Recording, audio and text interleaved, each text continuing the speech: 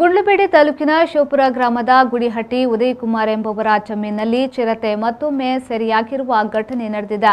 ಕಳೆದ 30 ದಿನಗಳ ಹಿಂದೆಯಷ್ಟೇ ಇದೇ ಜಮೀನಿನಲ್ಲಿ ಅರಣ್ಯ ಇಲಾಖೆ ಇರಿಸಿದ್ದ ಬೋನಿಗೆ ಬಿದ್ದಿದ್ದ ಚಿರತೆ ಮತ್ತೊಮ್ಮೆ ಪ್ರತ್ಯಕ್ಷಗೊಂಡಿರುವುದು ಗ್ರಾಮಸ್ಥರ ಆತಂಕಕ್ಕೆ ಕಾರಣವಾಗಿದೆ.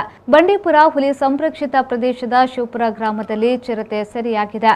ಆದರೆ ಕಳೆದ 30 ದಿನಗಳ ಹಿಂದೆ ಸೆರೆಯಾಗಿದ್ದ ಚಿರತೆಯನ್ನ ಸ್ಥಳಾಂತರ ಮಾಡಿದ್ರು ಕೂಡ ಮತ್ತೊಮ್ಮೆ ಸೆರೆಯಾಗಿರುವುದು ಸಾರ್ವಜನಿಕರ ಆತಂಕಕ್ಕೆ ಕಾರಣವಾಗಿದೆ.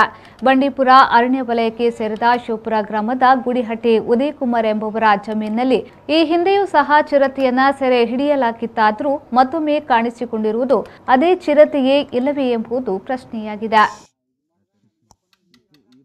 ವೇಣುಗೋಪಾಲ್ ಬೇರಂವಾಡಿ, ವಿ4 news, Gundlupet. Mummy, summer vacations ಗೆ ಈ ಸರಿ ವಾಟರ್ ಪಾರ್ಕ್ ಗೆ ಹೋಗೋಣ. ಶೋರ್ ಕಲ್ಲ, ಮಾನಸ ವಾಟರ್ ಪಾರ್ಕ್ ಗೆ ಹೋಗೋಣ.